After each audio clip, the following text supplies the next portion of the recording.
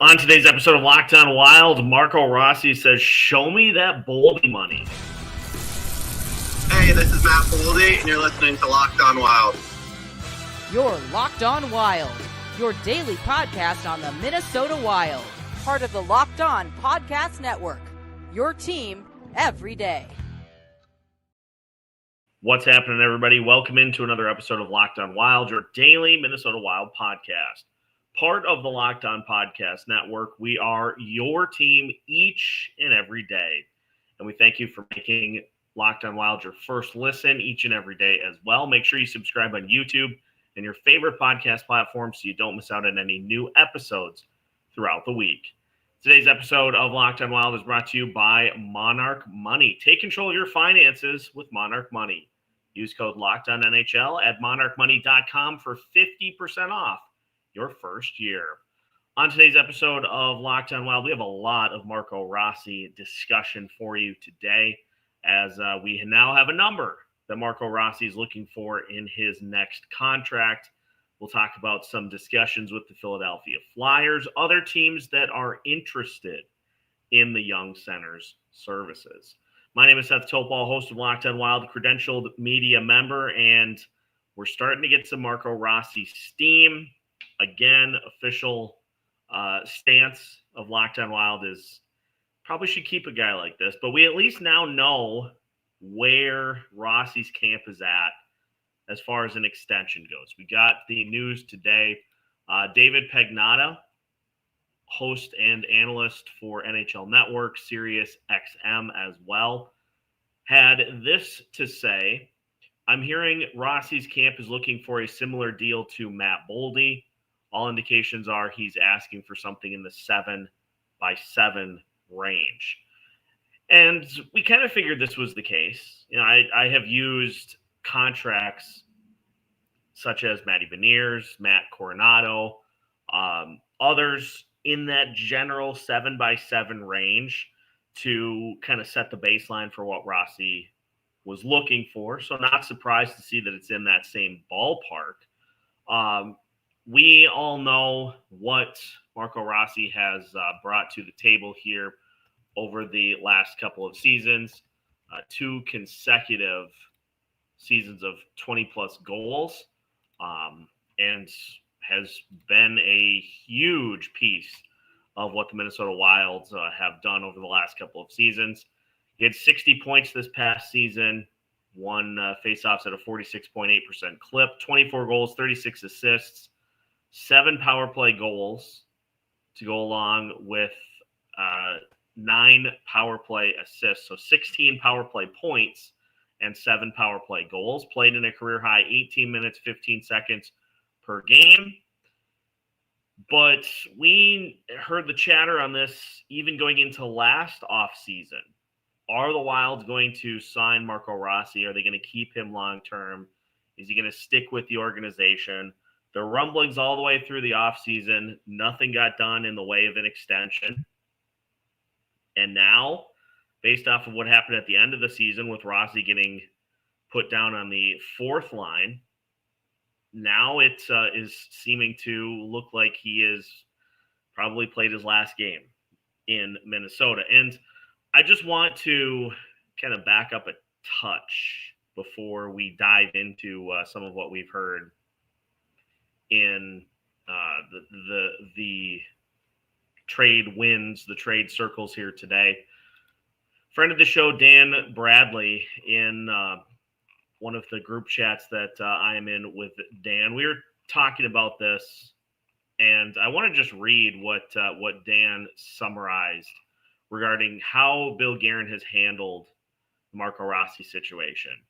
Dan says, "I still can't get over how badly Guerin has bungled Rossi's management.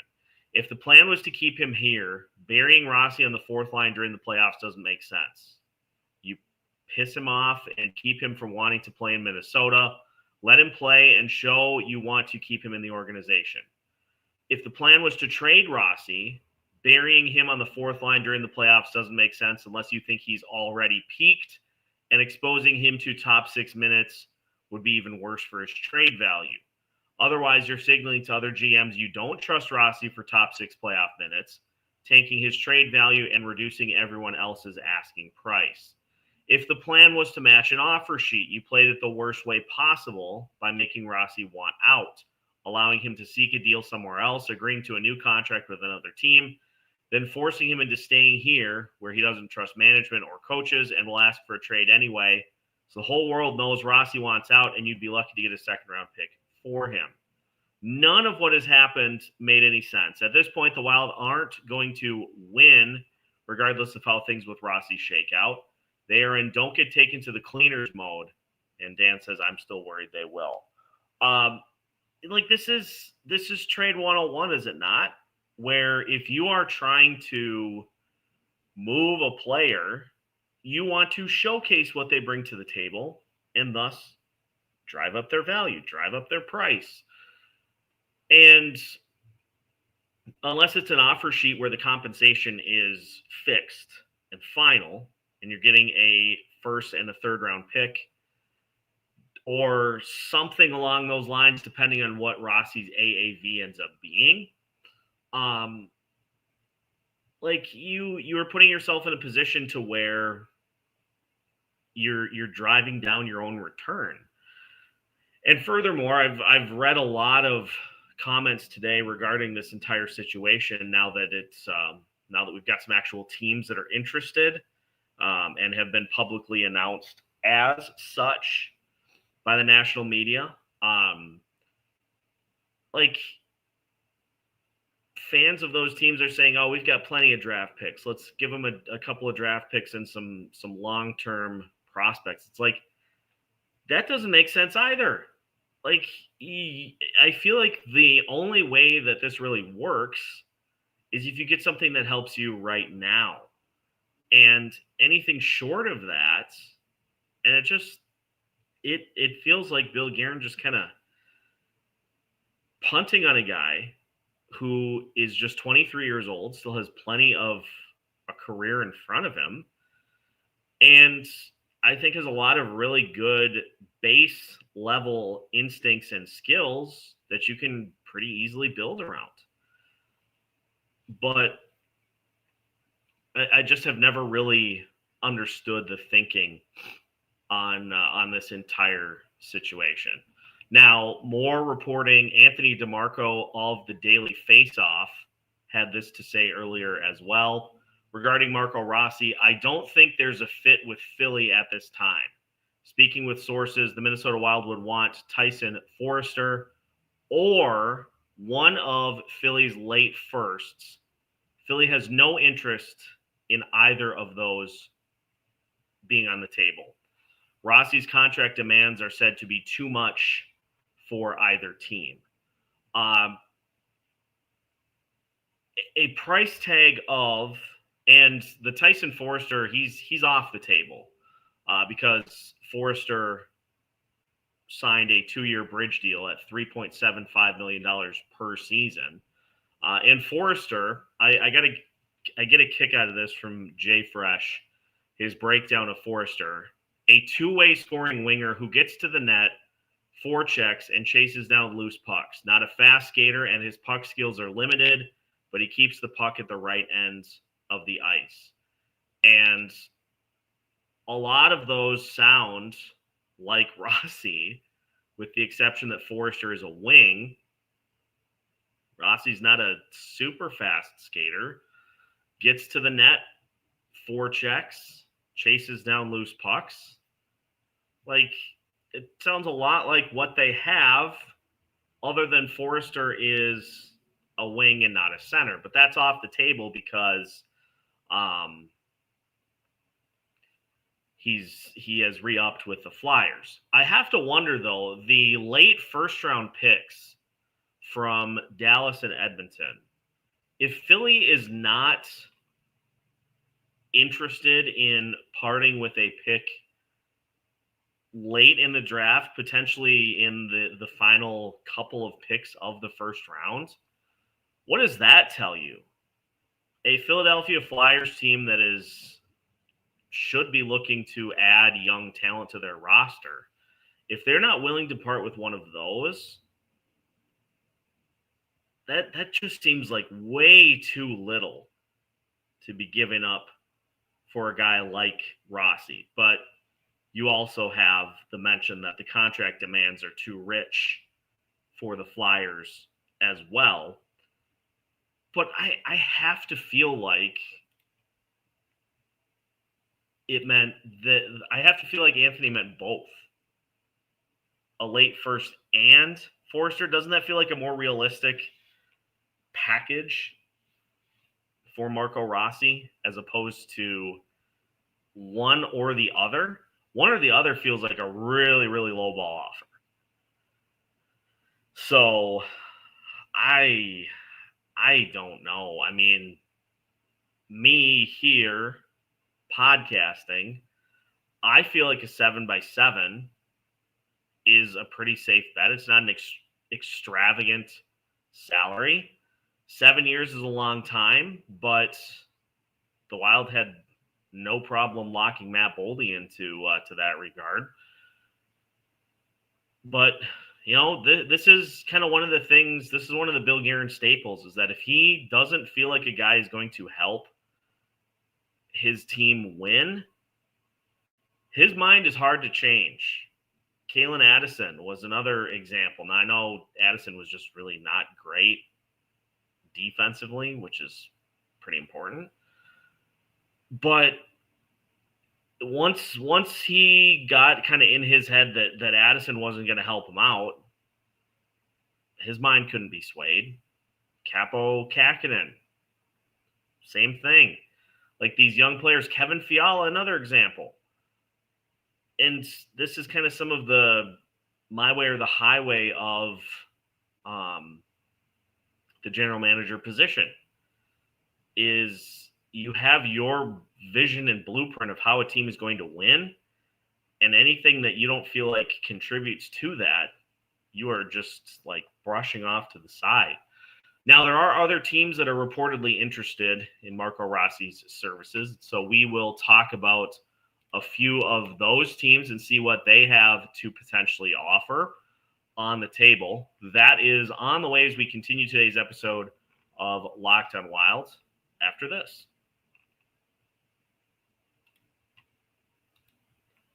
Today's episode of Locked on Wild is brought to you by Monarch Money.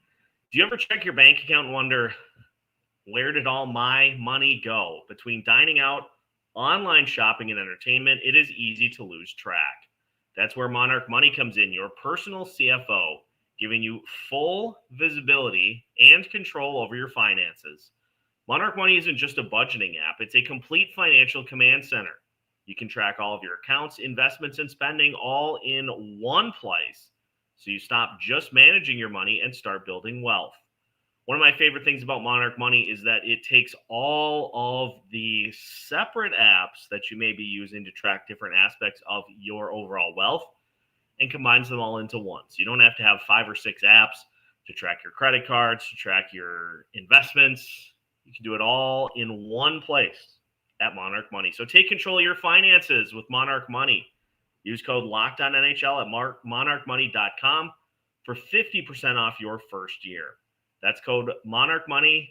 That's monarchmoney.com, code LOCKEDONNHL for half off your first year. Welcome back to today's episode of Locked on Wild. Once again, we thank you for making Locked on Wild your first listen each and every day.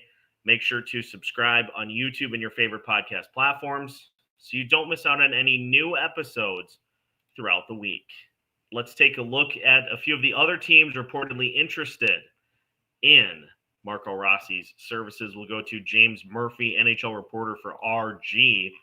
And Marco Rossi's uncertain future with the Minnesota Wild has NHL teams buzzing ahead of the draft combine. The Flyers, the Sabres, the Penguins. Among those teams interested, the full list of teams reported includes the Flyers, the Sabres, the Penguins, the Blackhawks, and the Kraken.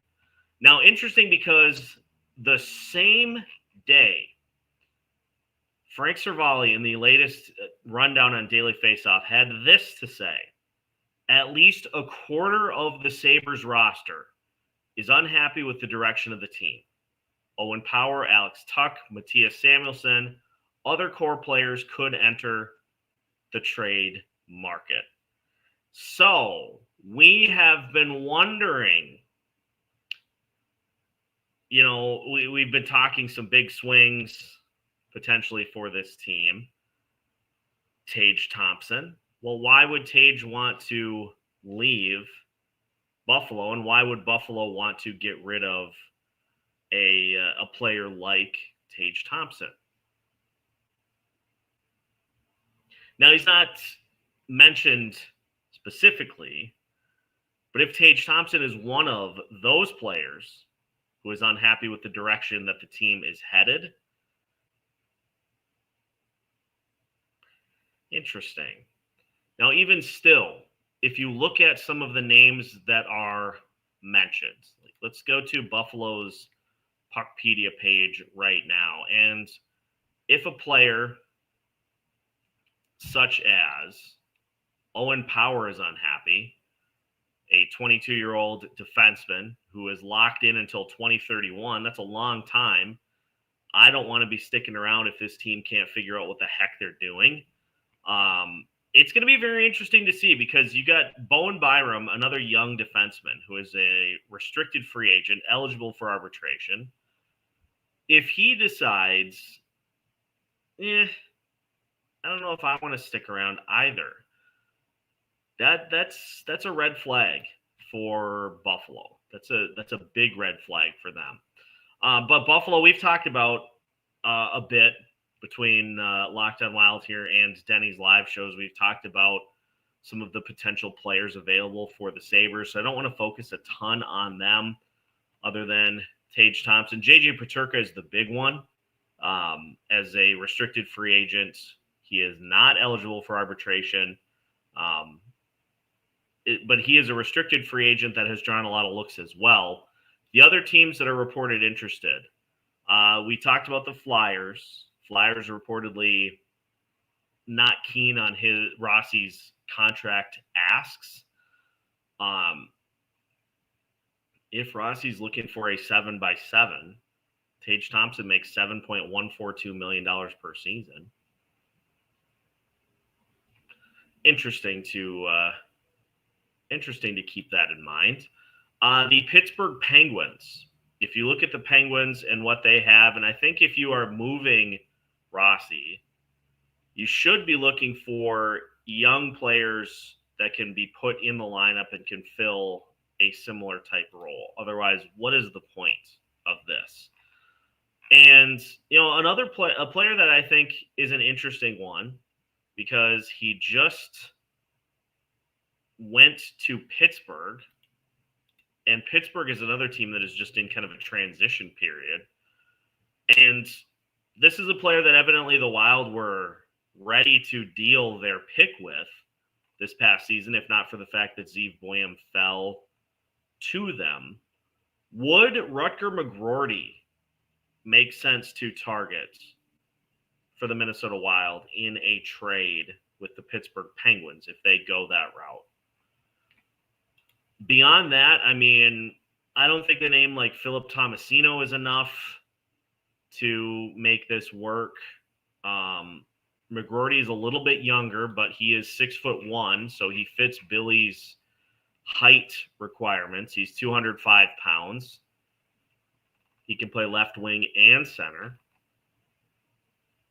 Maybe that's a route that the Wild look to go if they end up taking a peek at Pittsburgh. Another team is one right in the division here, so I feel like this is not as likely to happen. The Chicago Blackhawks.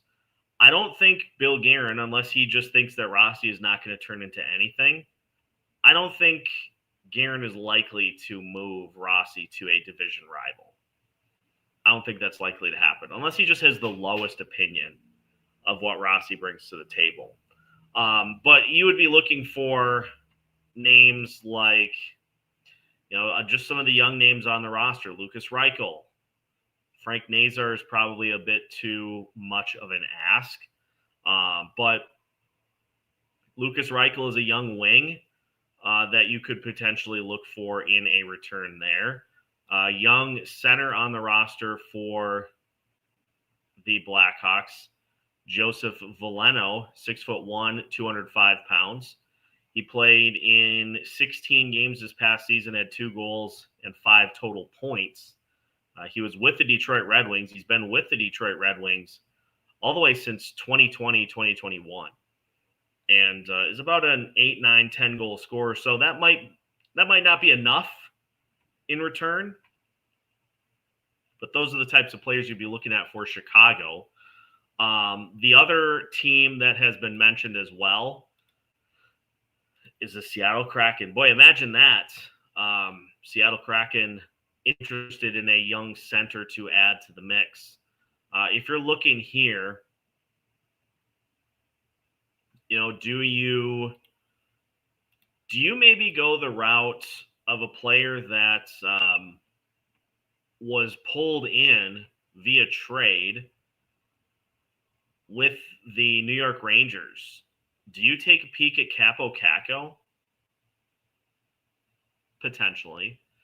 Other than that, we talked about Matty Beniers. I don't know if Seattle would even be willing to do that. Another name that is kind of on the younger side, 6'1", 198. I'll throw Ty Cartier into the mix.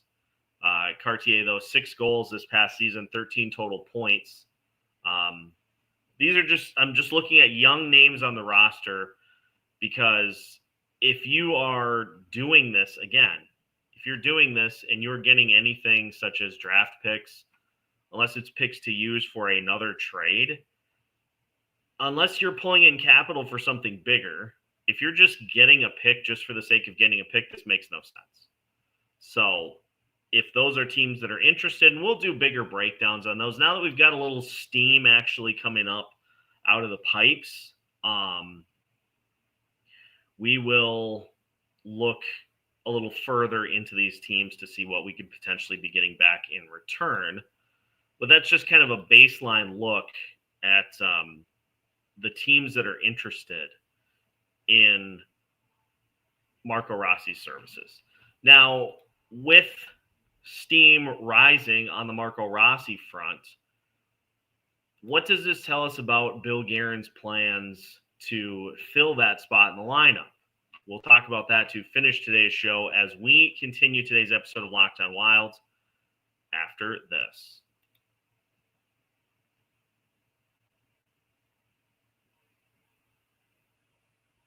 Final segment of today's episode of Locked On Wild. Once again, we thank you for making Locked On Wild your first listen each and every day. Once again, pop that like button and subscribe so you don't miss out on any new episodes throughout the week.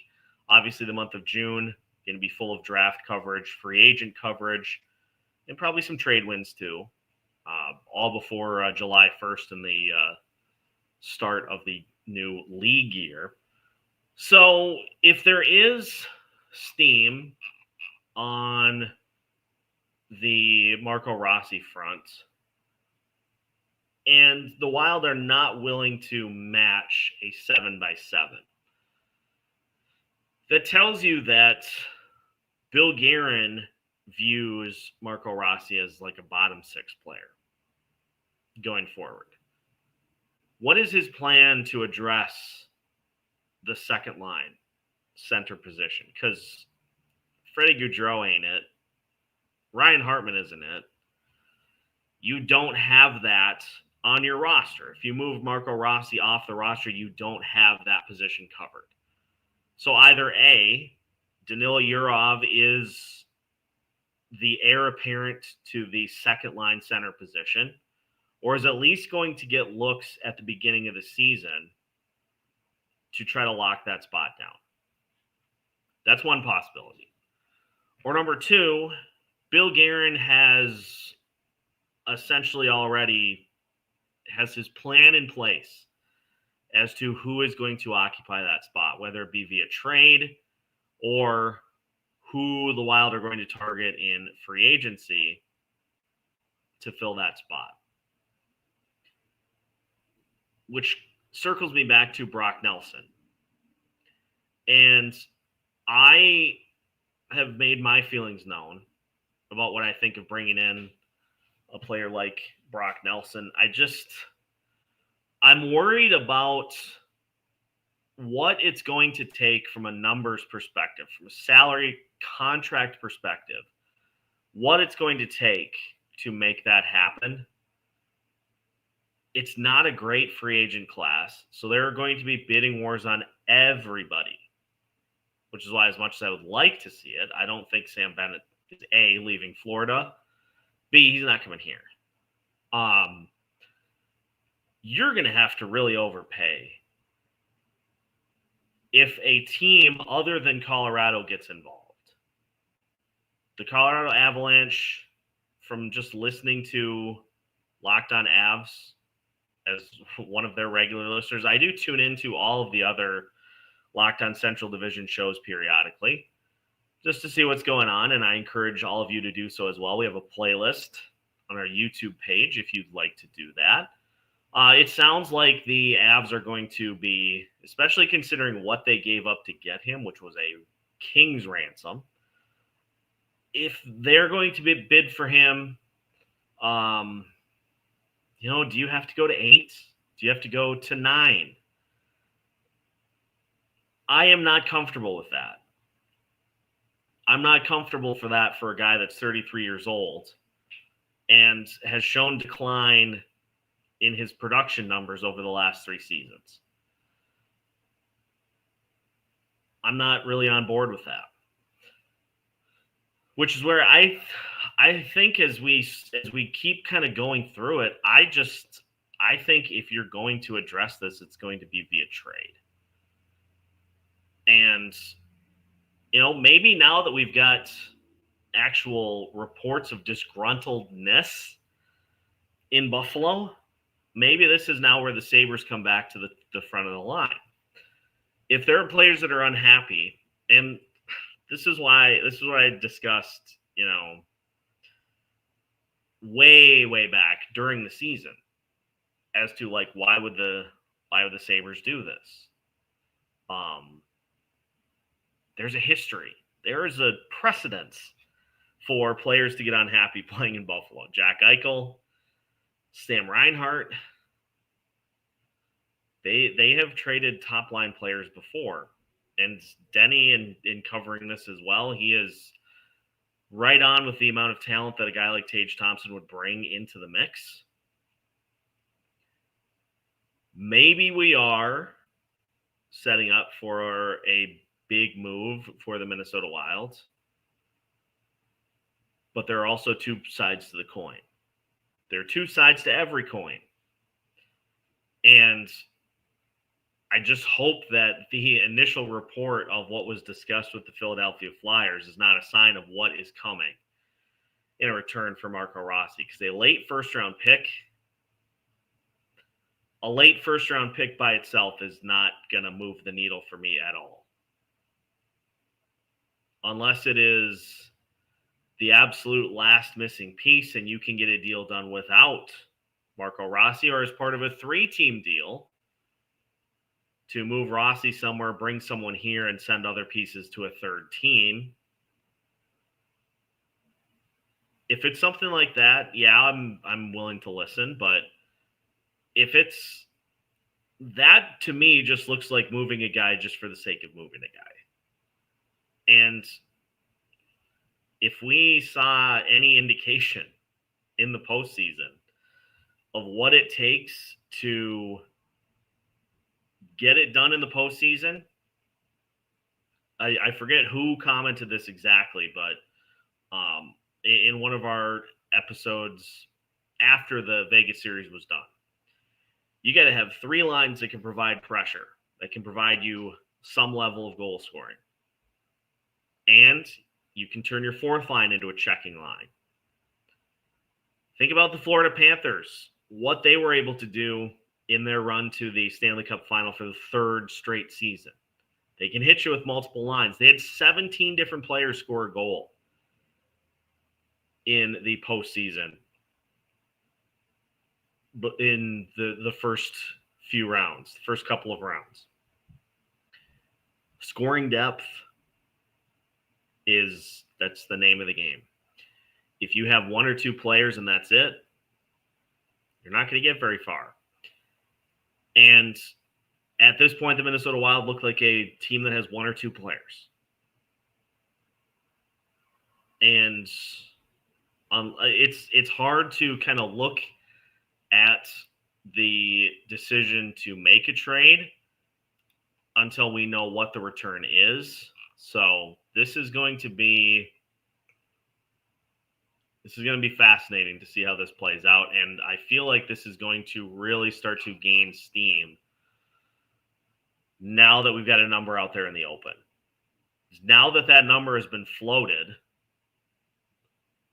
now that is when teams are going to look at that and say, oh, teams that weren't involved are going to say, oh, we can make that happen. We can stomach that. We can put that on our books. So sometime this month, maybe even on draft night, that'd be a way for the Wild to get involved without a first-round pick. I don't know if I would like it, but it's going to pick up. Steam is going to pick up here. So as I mentioned, we'll go through and take a look at what specifically these rumored teams could offer. But again, just hope, if this indeed is the route that the Wild are going, and it certainly seems like it is, just hope that there's a big return on the horizon. Because otherwise it feels like they are just trading a guy for the sake of trading a guy, and that does not help you win. That doesn't help you win at all. So we'll see. But that is today's episode for you here on Locked On Wild. Once again, we thank you for making Locked On Wild your first listen each and every day. Make sure to subscribe and like today's episode so you don't miss out on any new episodes throughout the week. We've got new episodes for you every Monday through Friday as part of the Locked On Podcast Network.